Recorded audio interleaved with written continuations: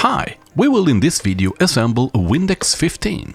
We're starting by removing all of the parts from the box, the vane with its sapphire bearings and screw, the mast fitting with locking screw, nut and washer, the two index arms, port and starboard. The assembly starts by mounting the mast to the vane. Turn the screw by hand 2 full turns. Now take the index arms with its tabs. Turn them so the black surface point upwards and insert the curved ends into the slot. Once both arms are in place, tighten the nut first by hand and then tighten the screw securely using a well-fitting wrench or spanner. On the underside of the box you will find an angle indication where you can adjust the tab arms to suit the yacht windward performance. Bend the arms a little at a time until you get the desired angle. Alright, then we're ready to assemble the Windex on your mast. The easiest way to do this is by having the mast lying down. Untighten the set screw and remove the mast fitting.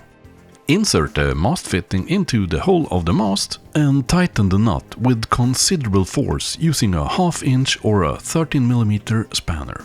Then reinsert the Windex into the mast fitting. Then tighten the set screw just enough so it keeps the Windex from rotating.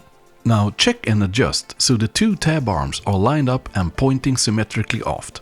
Now tighten the set screw firmly. The set screw will then make a mark in the shaft. This mark, which should be deepened slightly using a drill, will help you to accurately reposition your Windex during assembly next season. Let's now have a look at 2 graphics. This first shows the vane position at different apparent wind directions.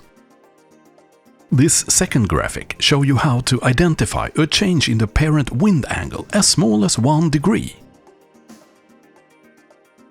Windex Dingy, Windex 10, Windex 15 and Windex XL are all members of the family of precision wind direction indicator for sailboats.